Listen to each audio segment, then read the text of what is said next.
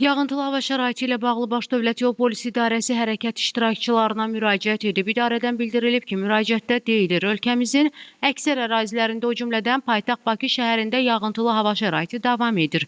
Belə hava şəraiti yol örtüyünün sürüşkənliyini artırmaqla yanaşı, görmə imkanlarını da məhdudlaşdırır və bu, həm sürücülər, həm də piyadalar üçün əlavə risklər yaradır. Baş Dövlət Yol Polisi İdarəsi bir daha xəbərdar edir ki, sürücülər yol hərəkəti qaydalarına ciddi riayət etməli, sürət həddini hava şəraitinə uyğun seçməli, öndə hərəkət edən nəqliyyat vasitəsi ilə ara məsafəsini artırmalı, piyada keçidlərinə yaxınlaşarkən xüsusilə diqqətli olmalıdırlar.